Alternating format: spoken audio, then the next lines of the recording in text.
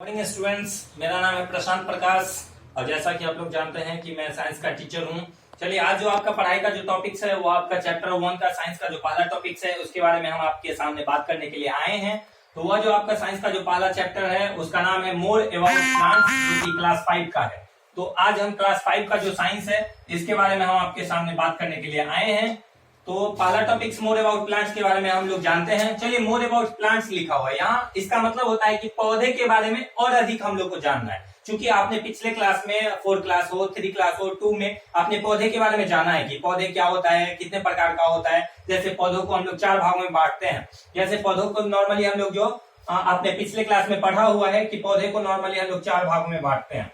एक होता है आपका हर्ब्स होता है, दूसरा श्रब्स होता है, तीसरा क्रीपर होता है, क्रीपर्स होता है और चौथा क्लाइंबर होता है, क्लाइंबर्स होता है। आपने इस चीज के बारे में पिछले क्लास में पढ़ा है कि हर्ब्स होता है, सर्ब्स होता है, क्रीपर्स होता है और क्लाइंबर्स होता है। चलिए थोड़ा थोड़ा सा इसके बारे में जान लेते हैं, उसके बाद आज का जो टॉपिक है इसमें हम लोग आगे बढ़ेंगे। हर्ब्स क्या होता है? हर्ब्स मतलब होता है जड़ी बूटी वाला पौधा, ऐसा पौधा जो एकदम छोटा होता है, जिसका तना एकदम मुलायम होता है, बहुत ज्यादा मुलायम होता है, उसे हम लोग हर्ब्स की कैटेगरी में रखते हैं। इसके आगे हम लोग को श्रब्स आता है। श्रब्स क्या होता है? तो इससे थोड़ा सा डेवलपमेंट होगा, मतलब इसका जो तना होगा वो थोड़ा सा मजबूत होगा, लेकिन वह भी लचीला ही होगा और इसका जो जीवन अवधि होगा वह 1 या 2 साल का होगा। तीसरा जो टर्म्स आता है वह होता है क्रीपर्स। क्रीपर्स मतलब होता है रेंगने वाला पौधा। रेंगने वाला पौधा मतलब होता है ऐसा पौधा जो धरती की सतह पर रेंगते हुए चलता हो, मतलब धरती की सतह पे उसे चलने के लिए जो है सहारे की जरूरत पड़ता हो, तो वह जो है क्रीपर्स के अंतर्गत में आता है। जैसे आपका हो गया वाटरमेलन हो गया। वाटरमेलन मतलब होता है तरबूज। तरबूज का जो पौधा होता है आप लोग देखे होंगे गंगा किनारे एकदम मतलब धरती को पकड़ करके उसका जो लती होता है वो लथलते हुए चलता है, तो वो आता है आपका क्रीपर्स में। चौथा नंबर से आता है आपका क्लाइंबर्स। क्लाइंबर्स मतलब होता है चढ़ने वाला पौधा, ऐसा पौधा जिसको ऊपर चढ़ने के लिए किसी सहारे की जरूरत पड़ती है। इसका एग्जांपल होता है आपका पंपकिन, कद्दू का देख लीजिए, अंगूर का पौधा ले लीजिए। यह जो ऐसे पौधे होते हैं, बहुत ऐसे पौधे हैं जिसको ऊपर चढ़ने के लिए सहारे की जरूरत पड़ती है, तो उस पौधों को हम लोग क्लाइंबर्स के अंतर्गत रखते हैं। तो ये तो आपने पिछले क्लास में पढ़ा है। आपने इस क्लास में जो 5 क्लास में आपको पढ़ना है मोर अबाउट प्लांट्स के बारे में, कि पौधे के बारे में और अधिक हमें जानना है। तो चलिए इसके बारे में और अधिक जानते हैं। तो पौधे के बारे में और अधिक जानने के लिए आपका जो पहला टर्म्स है वह रिप्रोडक्शन हम आपके सामने लेकर के आए हैं। चलिए, रिप्रोडक्शन का मतलब होता है प्रजनन और जनन। या तो हम लोग रिप्रोडक्शन को प्रजनन भी बोल सकते हैं या जनन भी बोल सकते हैं, जैसा कि आपके सामने पहले से लिखा हुआ है। तो प्रजनन अब क्या होता है इसके बारे में हम लोग जानते हैं। प्रजनन जो है, देखिए इसका डिफिनेशन हमने लिख दिया है यहाँ पे। It is the process by which living organism produce more of their kind. मतलब प्रजनन ऐसी प्रक्रिया होता है जिसमें सजीव अपने जैसे समान जीवों की उत्पत्ति करता हो। अपने ही जैसे जब समान जीवों की उत्पत्ति करेगा और जिस प्रक्रिया के माध्यम से उत्पत्ति करता है उस प्रक्रिया को हम लोग प्रजनन कहते हैं। मतलब प्रजनन ऐसी प्रक्रिया है जिसमें कोई भी जीव अपने जैसे समान जीवों की उत्पत्ति करता हो। तो इसके अंतर्गत में आ जाएगा जैसे मनुष्य हो गया, गाय हो गया, भैंस हो गया, है ना, काऊ, गोट, बैफेलो वगैरह वगैरह, बहुत से ऐसे जानवर हैं जो अपने बच्चे को जन्म देते हैं और प्रजनन की क्रिया करते हैं। तो ये आपका रिप्रोडक्शन का डिफिनेशन हो गया। तो ये रिप्रोडक्शन के बाद जो हमें अगला टर्म्स है इसके बारे में जानना है, तो आपका इससे आगे जो अगला टर्म्स आता है वह है आपका सीड के बारे में जानना है। चलिए सीड के बारे में थोड़ा सा हम लोग जानते हैं। सीड मतलब क्या होता है? तो सीड मतलब होता है बीज। क्या होता है? बीज होता है। चलिए बीज के बारे में हमें जानना है। सबसे पहले हमने यहाँ पे एक छोटा सा बीज का पिक्चर जो है आपके सामने बना करके रखा हुआ है। बीज के बारे में हमें जानना है कि चूंकि प्रजनन की प्रक्रिया होगी तो कैसे होगी? तो बीज के अंकुरन होने के बाद होगी। तो अभी अगला जो टर्म्स आएगा हमारे सामने जर्मिनेशन, जिसे हम लोग अंकुरन कहते हैं, वह भी आपके सामने हम लेकर के आएंगे। तो पहला जो टर्म्स है आपका बीज के बारे में आपको जानना है। देखिए हमने यहाँ पे एक बीज जो कि सेम का बीज है इसको बना करके हमने रखा है। देखिए एक सीम का बीज जिसे हम लोग बीन सेप्ट के नाम से जानते हैं, बीन कहते हैं, इसे हम लोग हिंदी में सेम कहते हैं। सेम का पौधा, सेम के पौधा के बारे में हम आपके सामने लेकर के आए। देखिए यहाँ पे हमने जो बीन का सेप्ट बनाया है, सेम का पौधा, यह इसे हम लोग किडनी बीन के नाम से जानते हैं। इस नाम से किडनी बीन। किडनी बीन के नाम से क्यों जानते हैं? क्योंकि हमारा जो सेम होता है, सेम जो हम लोग सब्जी के रूप में उसे खाते हैं, वह हमारे किडनी के आकार के जैसा इसका बीज होता है, इसलिए हम लोग इस बीज को किडनी बीन के नाम से जानते हैं। तो ये आपका बीन के बारे में हम आपके सामने लेकर के आए। देखिए बीज के बारे में हम कोई भी चीज बताने से पहले आपको हम बताना चाहते हैं कि बीज जो होता है इसे हम लोग दो कैटेगरी में बांटते हैं। हमने दोनों कैटेगरी का अलग अलग पिक्चर दे करके रखा हुआ है।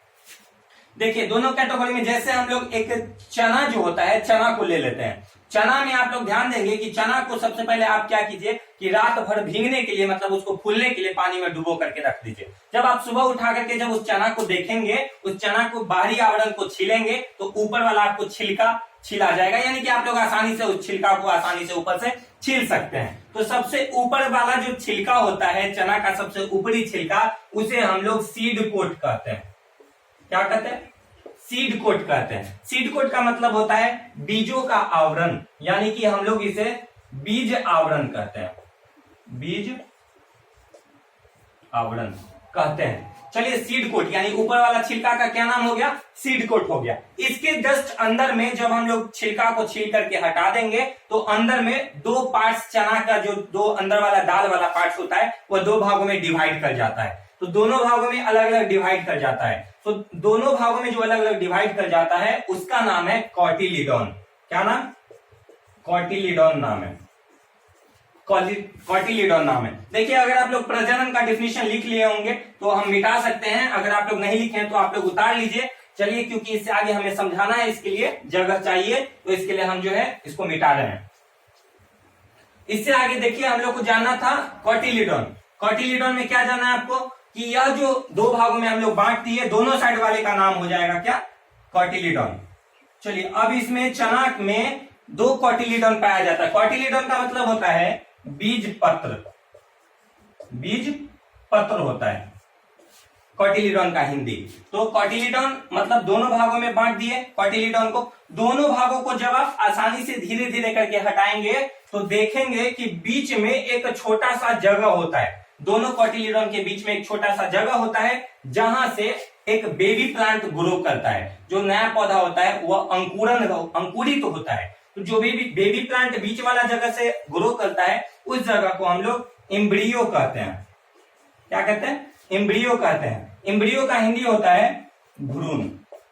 एम्ब्रियो का हिंदी भ्रूण होता है, जहां से बेबी प्लांट ग्रो करता है। यह चूंकि देखिए अब एम्ब्रियो की जगह से बेबी प्लांट ग्रो कर गया। जब यह थोड़ा सा ग्रो करेगा तो यहां से एक पौधा निकल करके आता है, एक पौधा निकल करके आता है ऊपर की तरफ। तो जो इसके जड़ यहाँ एम्ब्रियो से जो एक पौधा निकल करके आएगा तो इसे हम लोग बेबी शूट के नाम से जानते हैं, बेबी शूट के नाम से जानते हैं। और जब यह पौधा थोड़ा सा बड़ा हो जाता है और थोड़ा सा ऊपर की तरफ निकल जाता है तो बेबी शूट यही बड़ा होकर के एक नया पौधा का रूप ले लेता है। तो देखिए तो जब यह पौधा बड़ा हो जाएगा थोड़ा सा तो उसे हम लोग बेबी शूट कहेंगे। और जब यह पौधा एकदम छोटा रहेगा, मतलब थोड़ा सा जब अंकुरित रहेगा तो थोड़ा सा जब बड़ा होगा तो बेबी शूट कहेंगे। जब जैसे ही अंकुरित होता है एम्ब्रियो के बगल से उस समय इसका नाम बेबी रूट पड़ता है। रूट मतलब होता है जड़, रूट मतलब जड़ होता है, लेकिन शूट मतलब होता है शाखा। जब यह रूट डेवलप करके आगे की तरफ ऊपर की तरफ बढ़ जाता है तो इसका नाम शूट हो जाता है, यानी कि शाखा हो जाता है। तो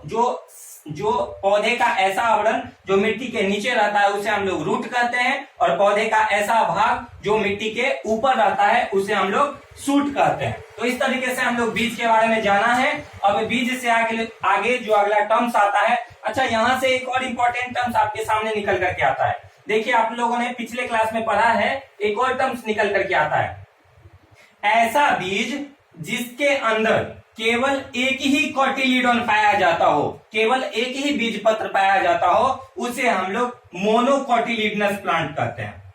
क्या कहते हैं? मोनोकॉटिलीडनस प्लांट,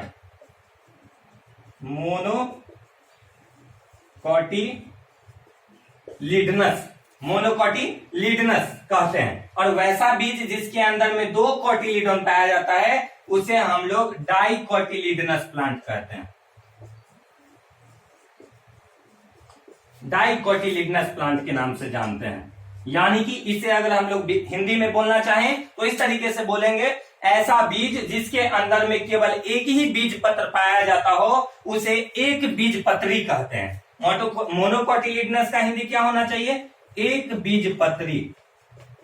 और डाइकॉटिलीडनस का हिंदी क्या होगा? दुई बीज पत्री। द्विबीजपत्री वाला बीज। तो ऐसा बीज जिसके अंदर में केवल एक ही कोटिलीडन पाया जाता है उसे मोनोकोटिलीडनस कहते हैं, और वैसा बीज जिसके अंदर में 2 कोटिलीडन पाया जाता है उसे डाइकोटिलीडनस प्लांट कहते हैं। अब इसका एक एक एग्जांपल ले लेते हैं। देखिए जैसे आप लोग लीची खाए हैं, लीची के अंदर में खाने के बाद जो अंदर में उसका बीज बच जाता है उसे अगर आप लोग 2 भागों में करना चाहेंगे तो वह हो नहीं पाता है, यानी कि उसके अंदर में केवल एक ही बीज पाया जाता है, तो उसे हम लोग मोनोकोटिलीडनस कहते हैं। और वैसा भी जिसके अंदर में 2 कोटिलीडन पाया जाता है, जैसे अभी हमने कुछ देर पहले आपको बताया चना होता है, दाल, जितना दलहन वाला पौधा है, चना हो गया, मसूरी हो गया, रहड़ का दाल होता है ना। तो इस तरीके से जितना भी दाल होता है जिसके अंदर में छिलका छीलने के बाद 2 भागों में उसका कोटिलीडन बट जाए तो उसे हम लोग डाइकोटिलीडनस प्लांट के अंदर में रखते हैं। तो ये आपका कोटिलीडन के बारे में हमने समझा दिया। एक और इंपॉर्टेंट टर्म्स आपके सामने निकल करके आता है, वह जो अगला टर्म्स है वह है जर्मिनेशन। जर्मिनेशन भी आप लोगों ने पिछले क्लास में पढ़ा हुआ है कि जर्मिनेशन क्या होता है। जर्मिनेशन आप लोगों ने पढ़ा है कि जर्मिनेशन को हिंदी में हम लोग अंकुरन कहते हैं। क्या कहते हैं? अंकुरन।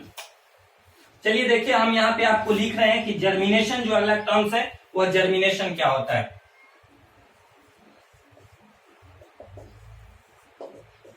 जर्मिनेशन को हम लोग अंकुरन कहते हैं, यानी कि हमने अभी बीज के बारे में पढ़ा है, जब बीज बड़ा होकर के नया प्लांट के रूप धारण करने लगेगा तो उस समय जो उसका जो प्रक्रिया होता है उस प्रक्रिया को हम लोग जर्मिनेशन कहते हैं, यानी कि अंकुरन कहते हैं। चलिए अंकुरन के बारे में जानते हैं। It is the process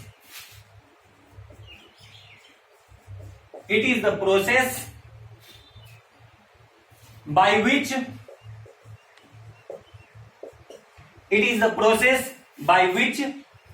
a baby plant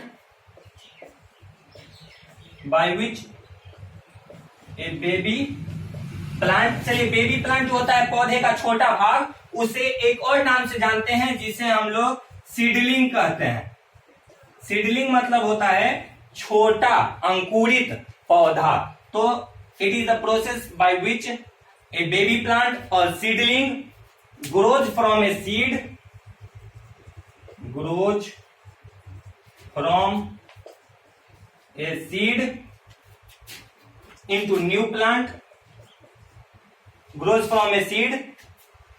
into new plant, या हम लोग इसको ऐसे लिख सकते हैं into new developed plant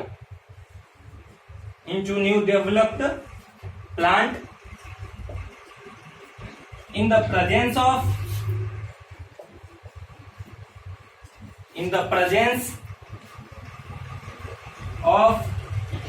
air, water and warmth। देखिए अब एक बार हम लोग इसको पढ़ते हैं कि जर्मिनेशन क्या होता है। It is the process by which a baby plant or seedling grows from a seed into new developed plant in the presence of air, water and warmth। देखिए अंकुरन क्या होता है। यह अंकुरन जो होता है ऐसी प्रक्रिया जिसमें एक छोटा पौधा, एक बेबी प्लांट यानी कि एक छोटा पौधा डेवलप करके एक बड़े पौधे के रूप में स्थानांतरित होता हो, रूपांतरित होता हो, किसकी मौजूदगी में? तो in the presence of air, water and warmth, यानी कि जब उस छोटे बीज को हवा मिलेगा, पानी मिलेगा और गर्मी मिलेगा, यानी सूरज का रोशनी मिलेगा, सनलाइट मिलेगा, तब वह बीज अंकुरित करके नए पौधे के रूप में रूपांतरित होगा। तो in the presence of air, water and warmth. तो इस तरीके से जर्मिनेशन का डिफिनेशन हो गया। आप लोग लिखना चाहे तो लिख सकते हैं। उम्मीद करते हैं आप लोग को समझ में आ रहा होगा, और अगर कहीं से नहीं समझ में आए तो आप लोग नीचे कमेंट बॉक्स में कमेंट कर सकते हैं। इससे आगे जो अगला टॉपिक्स आता है वो हम आपके लिए अगले वीडियो में लेकर के आएंगे, और जो अगला वीडियो होगा वो आपका होगा सीड डिस्पर्सल। अगला वीडियो जो हम आपके सामने लेकर के आएंगे, जो कि आप ही के क्लास का जो पहला चैप्टर है सीड डिस्पर्सल, इसके बारे में हम आपके सामने लेकर के आएंगे कि सीड डिस्पर्सल क्या होता है। तब तक के लिए बने रहिए हमारे यूट्यूब चैनल पे जिसका नाम है साइंस स्पेशल क्लासेस। और सीड डिस्पर्सल देखिए यह जो अगला टॉपिक्स होगा यह भी बहुत इंपॉर्टेंट टॉपिक्स है आपके पहले चैप्टर का। सीड डिस्पर्सल इसका मतलब होता है बीजों का बिखराव, बीजों का बिखराव, यानी कि बीज जब एक जगह से दूसरे जगह स्थानांतरित होता है तो कैसे होता है, इसके लिए हम आपके सामने वीडियो लेकर के आएंगे अगले वीडियो में। तब तक बने रहिए हमारे YouTube चैनल के साथ। और अगर किसी तरह का कोई परेशानी है तो आप लोग नीचे कमेंट बॉक्स में कमेंट कीजिए, लाइक सब्सक्राइब और शेयर करना नहीं भूलिए और बेल घंटी को बजा दीजिए, ताकि अगली वीडियो जब भी हम आपके सामने लेकर के आए तो आपको नोटिफिकेशन मिलता रहेगा। तब तक के लिए जय हिंद, जय भारत।